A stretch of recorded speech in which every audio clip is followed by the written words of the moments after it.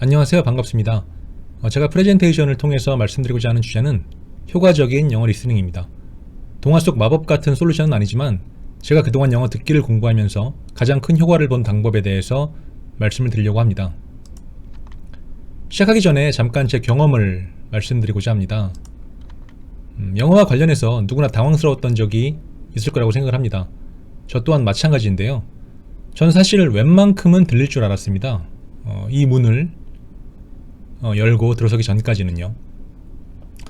미국 동부 커넥티컷주에 심즈벨이라는 도시가 있는데요. 거기에는 사진에서 보이는 것처럼 스타벅스가 있습니다. 한국의 그것과는 모양새가 좀 다르죠. 굉장히 고즈넉한 분위기를 만끽할 수 있는 공간입니다. 여튼 프라푸치노를 한 잔 주문하기 위해서 줄을 서서 기다렸는데 기다리는 동안 심장이 3배로 뛰고 이마에는 식은땀이 흘러내렸습니다. 전 정말로 그 주문을 받던 숙녀분께서 사람들에게 입으로 따발총을 쏘는 줄 알았습니다. 말을 얼마나 빨리 하시던지 정말 단 한 문장조차도 제 알아듣기가 어려웠습니다. 뭐랄까 시작하기도 전에 블랙아웃이 돼버린 그런 느낌? 굉장히 난감했습니다. 결국 어떻게 주문을 하고 프라푸치노를 받긴 했는데 정말 제 스스로가 작아지는 느낌이었습니다. 저도 그래도 영어로 논문을 쓰고 영어로 이메일을 주고받고 또 영어 공부를 이만큼이나 했다고 생각을 했는데 고작 이 수준이라니 정말 자책을 하지 않을 수가 없었습니다. 그런 참담한 기분이 꽤나 오래 지속이 됐는데요. 그런 초라해짐을 겪은 후에 여러 방법들을 시도하면서 듣기 능력을 향상시키기 위해서 노력을 했고 지금은 그래도 조금은 나아진 것 같습니다. 그래서 이러한 아픔이 있는 분들과 영어 듣기에 관한 팁을 나누고자 이런 프레젠테이션을 준비하게 되었습니다. 본격적인 시작에 앞서서 먼저 영어가 들리지 않는 이유와 들리는 이유에 대해서 말씀을 드리려고 합니다. 사실 듣기는 본질적으로 어렵습니다. 외부의 자극을 식별한다는 관점에서 조금 비슷한 성격으로 볼 수 있는 읽기의 경우 형태가 있는 글자를 어느 정도 시간을 두고 식별해서 해석하는 과정을 거칩니다. 그런데 듣기는 형태가 없는 소리라는 자극을 실시간으로 식별을 해서 실시간으로 해석을 해야 되기 때문에 상대적으로 난이도가 높을 수밖에 없습니다. 이렇게 본질적으로 어려운데 더해서 비원어민에게 영어가 잘 들리지 않는 이유에 대해서 간단히 정리해 보겠습니다. 본 슬라이드의 내용은 그러한 이유를 시각화해서 표현한 내용입니다. 첫째, 작거나 너무 큰 소리일 경우에는 들리지 않습니다. 당연한 얘기입니다, 이건. 둘째, 지나치게 변형된 표현의 경우입니다. 지나치게 변형된 표현으로 발음하는 경우죠. 한국말로 예를 들면 안녕하세요를 저희는 안녕하세요 이런 식으로 발음을 바꿔서 발음하기도 하죠. 안녕하세요를 빠르게 발음했다기보다는 그냥 다르게 발음하는 겁니다. 마치 책을 읽는데 책에 써진 대로 발음하지 않는 거죠. 이렇게 되면 비원어민에게는 상당히 조금 까다로워집니다. 그리고 셋째, 말을 빨리 합니다. 이럴 경우엔 말을 또박또박 하는 것과 비교하면 연음 현상이 발생하고 발음 자체가 변형되는 등 식별하기가 굉장히 어려워지는 거죠. 그리고 넷째, 억양 자체가 다른 경우입니다. 글자로 치면 이렇게 글꼴 또는 폰트가 바뀌는 거죠. 넓게는 미국식 혹은 영국식 발음으로 구분하는 것도 이와 같은 맥락이라고 볼 수가 있습니다. 이렇게 되면 본인에게 익숙하지 않은 억양은 잘 알아듣기가 힘들게 되는 겁니다. 이게 영어가 잘 들리지 않는 주된 이유라고 볼 수가 있고요. 그런데 그럼에도 불구하고 원어민들끼리는 잘 알아듣습니다. 예를 들어 미국에서 나고 자란 토종 미국인은 딱히 무슨 적응이라는 것을 하지 않더라도 영국 발음이나 호주 발음을 거의 대부분 훨씬 알아듣습니다. 왜 그럴까요? 그건 토폴로지 변환이라 그렇습니다. 토폴로지라고 하면 원래 수학적 용어인데 물체를 찍거나 붙이지 않고 구부리거나 느리는 것으로 다른 형태로 변형시키는 것을 뜻합니다. 그림에서 보시는 컵과 도넛 그리고 소와 풍선이 그렇습니다. 개념적으로 풀어서 좀 말씀을 드리면 모양, 즉 외형, 형태는 변해도 기본 골격은 변하지 않는다는 겁니다. 보시는 바와 같이 도넛과 컵 모두 구멍이 한 개가 있고요. 소와 이제 풍선 모양, 이건 이제 구멍이 없습니다. 다시 말해서 본질 또는 핵심은 변하지 않는다 라는 겁니다. 그러니까 이렇게 변형이 되더라도 그 본질은 유지가 되기 때문에 읽기의 경우에는 필체가 달라져도 이제 읽을 수가 있고요. 물론 흘림체처럼 이제 상당히 바뀌는 경우가 간혹 있긴 합니다. 뭐 그래도 어쨌거나 어지간해서는 읽을 수가 있고요. 듣기의 경우도 억양이 달라져도 알아들을 수가 있는 겁니다. 예를 들어서 핵심적인 소리나 리듬 혹은 강세 등은 유지한 채로 변형을 하니까 이제 거기다가 이제 주변 상황이라는 맥락까지 더해지면 이제 크게 무리 없이 원어민끼리는 소통이 되는 거죠. 그러니까 한국말로 예를 들어보면 안녕하세요란 인사말의 핵심은 이제 안과 그 다음에 있는 미음 발음입니다. 이 두 가지만 적절히 살려주면 사실 나머지 발음은 그냥 어떻게 해도 그렇게 크게 문제가 되지 않습니다. 뭐 예를 들어서 안녕하세요, 뭐 아까 말씀드렸듯이 뭐 안녕하세요 뭐 이렇게 어떻게 발음해도 뒤에 발음을 그냥 흘려도 사실 원어민들끼리는 다 알아듣습니다.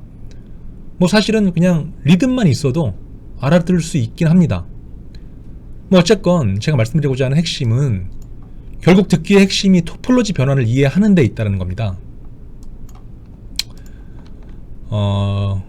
이렇게 토폴로지 변환을 개념적으로만 말씀드렸는데요. 이제 앞으로 좀 말씀을 드릴 텐데, 그럼 우리가 이제 토폴로지 변환을 이해하기 위해서는 이제 어디에 집중을 해야 하는지 이제 그 부분에 대해서 좀 말씀을 드리려고 합니다. 영어 듣기 학습을 하는 데 있어서 어디에 이제 초점을 맞춰야 하는지 지금부터 좀 말씀을 드리려고 합니다. 먼저 이해를 돕기 위해서 영어 듣기 프로세스를 설명드리려고 하는데요. 간단하게 우리 듣기가 어떻게 이루어지는지를 모델링한 그림입니다. 나와 상대방이 대화를 하는 상황을 가정해 보겠습니다. 일단 우리는 어떤 상황 또는 이제 맥락에 놓여지게 됩니다. 때문에 주변 상황, 상대방의 표정, 제스처, 그리고 또 지금까지 쭉 하던 얘기 등 어떤 식으로든지 간에 하여튼 맥락이라는 유무형의 정보들이 소리와 함께 전달이 됩니다. 이때 보통 소리는 이제 귀로 전달이 되고요. 그리고 상황 정보 이런 것들은 이제 눈으로 보통 전달이 됩니다. 이후에 이제 뇌에서는 상대방의 말을 이해하기 위한 이렇게 정보 처리 이제 과정이 이제 수행이 됩니다. 우리가 이제 소리를 식별할 때, 즉 소리를 철자 또는 단어와 매칭을 시킬 때 다음에 이제 세 가지 방법들이 동시에 사용이 됩니다. 첫째, 소리 그 자체로만 단어를 식별하는 방법이 있습니다. 그리고 둘째로는 상황 또는 문맥으로부터 짐작하는 것이 있습니다. 이는 어떤 소리를 들었을 때 적당히 매칭시킬 만한 이제 단어, 이제 철자를 찾지 못했을 때, 다시 말하면 무슨 말인지 잘 모를 때 주변 정황으로부터 짐작하는 것을 의미합니다. 예를 들어서 대화 도중에 막 비가 내리기 시작했습니다. 그럼 상대방이 어떤 짧은 문장을 말하는 경우가 있을 수 있는데 잘 못 알아듣는 경우가 있죠. 그런데 그 문장 속에 단어에서 그냥 R 발음이 들리는 겁니다. 그러면 어쨌거나 우리가 이제 rain이라는 단어를 말했을 거라고 짐작할 수가 있는 거죠. 그리고 또는 막 이렇게 듣다가 보면 뭐 어칸더 뭐 이런 식으로 이제 뭐 무슨 말인지 잘 모르는 어떤 그런 말이 들릴 때가 있습니다. 그런데 문맥상 그건 그냥 a kind of가 분명할 때가 있죠. 그럴 때는 그냥 자동적으로 수정할 수도 이제 있습니다. 그리고 세 번째로는 이제 근거 없는 추측이라고 썼긴 했는데, 도무지 짐작조차 할 수 없는 경우 소위 이제 찍기로 상황을 이해하는 경우가 있을 수가 있죠. 뭐 이건 굳이 설명을 드리지 않아도 이제 될 것 같습니다. 물론 이제 찍는 것조차도 어려워서 이제 공란으로 정보 처리가 되는 경우도 분명히 존재합니다. 영어 인식 부분을 보면 원어민이나 상급자인 경우에는 이 소리로만 식별하는 퍼센티지가 굉장히 높을 거고, 반면에 초급자인 경우에는 짐작을 하거나 추측하는 경우가 이제 많을 겁니다. 사실 소리로만 식별할 수 있는 능력이 확연히 좀 떨어지면 이 영어를 인식하는 과정 없이 그냥 이제 한글로 이제 이 상황을 해석하고 판단하는 이제 그런 과정으로 넘어가는 경우가 이제 많을 거라고 생각을 합니다. 좀 더 이제 이 과정을 풀어서 설명하면, 여기서 소리로 식별할 수 있다는 것은 어찌됐건 들리는 소리를 해당 언어로 받아쓰기 할 수 있다는 것을 의미합니다. 여기 보이시는 이제 뭐 고마해라 마이무타 아이가 뭐 이런 거는 사실 표준어가 아니죠. 근데 실제로 이렇게 말을 합니다. 우리는 한국 사람들이 이렇게 말을 합니다. 이제 뭐 사투리긴 하지만. 그리고 또 이거를 이대로 이렇게 보이는 대로 이제 들리는 대로 받아쓰기가 가능합니다. 이거를 이제 소리로 식별했다고 이제 얘기를 하는 겁니다. 즉 소리 그 자체만 가지고 해당 언어랑 이제 1대1로 매핑을 시키는 겁니다. 그런데 문제는 소리로는 식별이 불가능한 경우에 앞서 말씀드린 것처럼 이제 짐작을 하거나 이제 넘겨짚기도 합니다. 한 가지 신기한 점은 저도 실제로 실험을 이제 테스트를 좀 해본 건데, 제가 아무런 문제 없이 들을 수 있었던 한글로 방송되는 이제 라디오를, 저는 이제 한국어를 잘하는 이제 한국 원어민이니까요. 이제 한글 방송을 들었습니다. 영어 방송을, 한글 라디오 방송을 들었습니다. 그래서 어떤 문장을 이제 녹음을 했다가 제가 완벽하게 들을 수 있었던 문장이었습니다. 그런데 이제 시간을 좀 두고, 시간이 좀 지난 뒤에 최소한 한 음절 또는 두 음절을 완벽하게 포함할 수 있는 어떤 구간을 딱 떼어내서 이 부분만 딱 들으니까 못 알아듣는 경우가 종종 있었습니다. 그러니까 저는 한 음절 한 음절 모두 다 소리로 식별했다고 생각을 했는데 사실은 그렇지 않을 수가 있었다는 거죠. 예, 그런 부분들을 좀 겪을 수가 있었고요. 그래서 좀 더 직관적으로 이해하기 쉽게 좀 비유를 해보면, 이제 상단 그림이 이제 소리 그 자체만으로 이제 식별한 부분이라고 하면, 이제 하단은 그 소리로 식별하지 못한 부분을 이제 문맥이나 상황 등을 통해서 이제 채워 넣는 방식으로 영어 듣기가 이제 이루어지는 것을 나타내고 있습니다.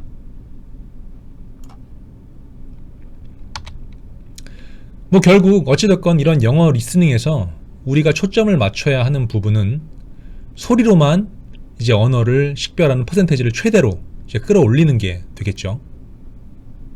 그래서 결과적으로는 이제 소리만 들리는 라디오의 주파수를 이리저리 변경하면서 상황 정보 없이 영어를 들어도 바로바로 듣고 이해할 수 있는 경지에 이르는 것이 우리가 이제 추구해야 될 목표가 되겠습니다.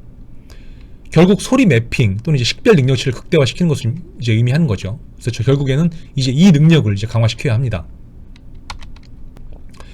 그럼 어떻게 영어 듣기를 학습하는 것이 좋은지 한번 말씀드려 보겠습니다. 뭐 꼭 기존과는 다른 혁신적인 솔루션이라기보단 이러한 관점도 있구나라고 이해를 하시면 될 것 같습니다. 토폴로지 트레이닝입니다. 일단 준비 자료는 다음과 같습니다. 가능하다면 동일한 문장을 각기 다른 사람이 여러 다른 억양으로 발음한 음성 자료가 많으면 많을수록 좋습니다. 이제 부대 상황을 통해서 추정하기 어려운 단어, 문장 단위의 이제 음성 자료라고 생각하시면 될 것 같습니다.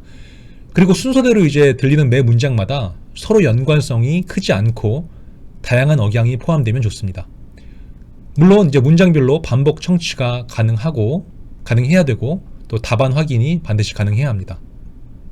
결국에는 다양한 억양을 접할 수 있는 이제 문장 단위의 받아쓰기를 이제 준비하라는 겁니다.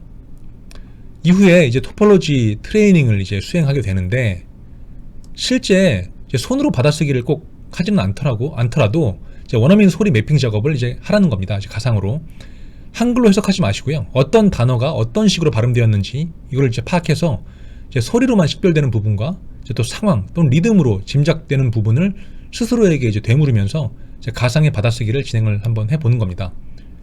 그래서 결국 핵심은 이렇게 하다 보면 다양한 토폴로지 변환을 접하게 되고, 이렇게 하면서 다양한 토폴로지 변환을 접하면서 내재된 핵심 규칙을 이해하면 하는 것이 포인트입니다.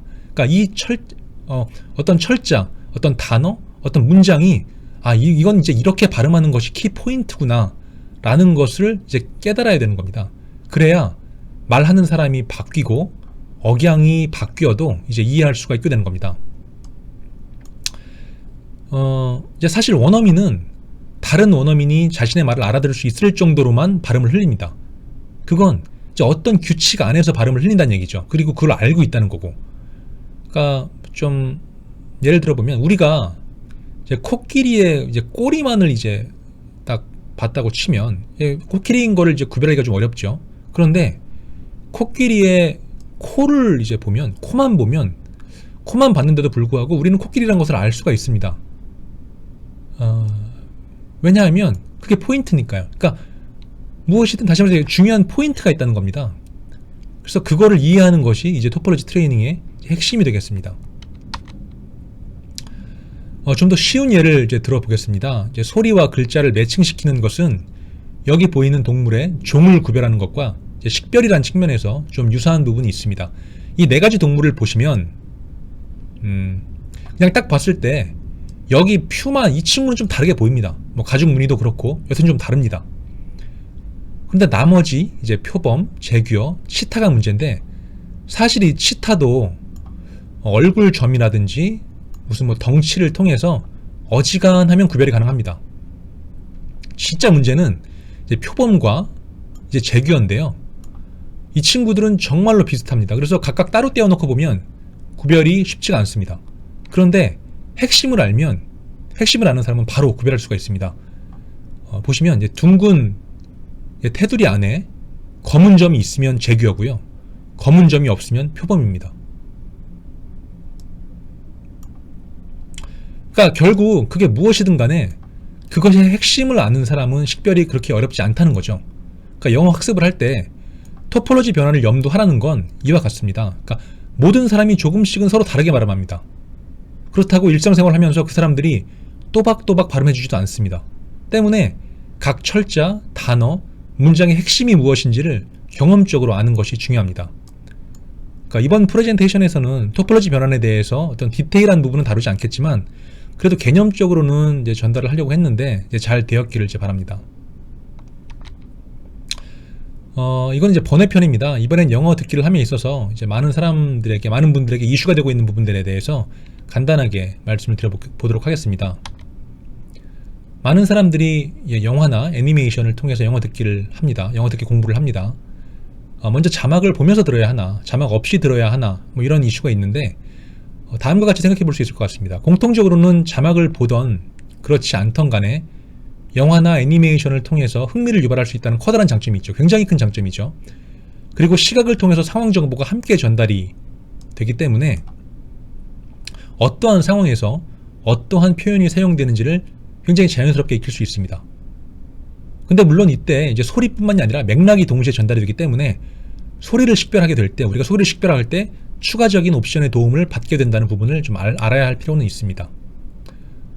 그럼 먼저 이제 자막과 함께 영화를 보는 경우를 생각해 보도록 하겠습니다. 그럼 그 상황이 마치 답안지를 이제 보면서 문제를 푸는 격이 될 수 있다는 이제 문제가 있습니다. 그래서 들린다는 착각에 빠질 수가 있다는 거죠. 그래서 공부하실 때 항상 이 일을 이제 경계해야 될 것 같습니다. 그리고 반대로 이제 자막이 없이 보는 건 이제 마치 이제 자칫 채점을 안 하면서 시험만 보는 격이 될 수 있습니다. 이 경우에는 못 듣는 부분이 계속 미해결된 상태로 남기 때문에 추후에 반드시 매핑하는 과정이 좀 필요합니다. 쉐도잉의 경우도 상황 정보와 함께 이제 정보가 처리된다는 부분이 있죠. 그런 측면이 있습니다. 그리고 이제 말하기와 듣기를 동시에 훈련할 수 있다는 이제 장점이 있습니다. 근데 이 부분은 찬반 양론이 좀 있기 때문에 뭐 확실하게 말씀드리긴 어렵죠. 어쨌든 여기서 뭐 굳이 언급하지는 않겠습니다. 그리고 다만 이제 한 가지 생각해 봐야 될 부분은 이제 말을 따라하기 위해서 이제 소리에 이제 집중할 수 있는데 이제 자신의 말소리가 마치 노이즈처럼 들려서 때론 소리에 집중하는 걸 방해하기도 한다는 부분이 있다. 이런 부분을 좀 아셔야 될 것 같기도 하고요. 그리고 한 가지 더 말씀드려보면 저도 이제 한국 영화를 가지고 테스트를 해봤는데 쉐도잉 테스트를 해봤는데 원어민인 저도 쉽지가 않더라고요. 이제 한글을 이제 영화를 보면서 이제 한글을 따라하는 게 그렇게 녹록하지가 않더라고요. 그래서 뭔가 적절한 대상을 선택해야 하는 것이 필요하다. 뭐 이런 생각도 좀 했었습니다. 뭐 여튼 중요한 건 학습을 하실 때 이제 소리에 집중을 하면서 토폴로지 변환을 이해하는 것이 이제 핵심이라는 겁니다. 이번 슬라이드는 여담입니다. 다들 잘 아시겠지만 외국어 실력 향상을 위한 첫 번째 마음가짐은 우리는 원어민이 아니다라는 것을 인정하고 잘할 수 있다는 자신감을 갖는 겁니다. 어렵고 어색한 것이 지극히 당연한 거죠. 그리고 이제 이에 더해서 한 가지 더 말씀드리면 이제 외국어 실력 향상을 위한 최선의 방법은 사실은 배우고자 하는 언어를 모국어로 사용하는 이성 친구를 만드는 겁니다. 영어 잘하시는 분들이 이제 그렇다고들 합니다. 그럼 자연스럽게 될 거라고 그렇게 말씀들을 하십니다. 저 또한 딱히 이를 부정하기는 어려운 것 같습니다. 하지만 실질적인 문제는 이제 안 생긴다는 거죠. 말씀드리기 송구스럽지만 다들 다음 생애에서는 꼭 이루시길 기원하겠습니다. 그리고 추가적으로 한 말씀 더 드리면 확실한 동기부여를 좀 하라는 겁니다. 이제 언어 장벽을 넘어설 경우에 이제 실질적인 이득을 얻을 수 있는 분야에 도전을 하는 것도 한 가지 방법이 될 수 있을 거라고 생각합니다. 예를 들어서 영어로 유튜브 방송을 하게 되면, 할 수 있으면 영어를 말하는 수많은 외국인들이 잠재적인 구독자 풀이 될 수 있습니다. 굉장히 엄청난 거죠. 지금까지 이제 영어 리스닝에 관한 말씀을 드렸는데요. 조금이나마 도움이 되셨기를 바라겠습니다. 제 생각엔 영어 듣기를 잘 하려면 어찌됐건 시간을 투자해야 됩니다. 그것도 전투적으로 달려들어서 싸우는 기간이 어느 정도는 좀 필요하다고 생각을 합니다. 힘드시겠지만 즐거운 마음으로 학습하시길 기원하겠습니다. 이상으로 발표를 마치겠습니다. 감사합니다.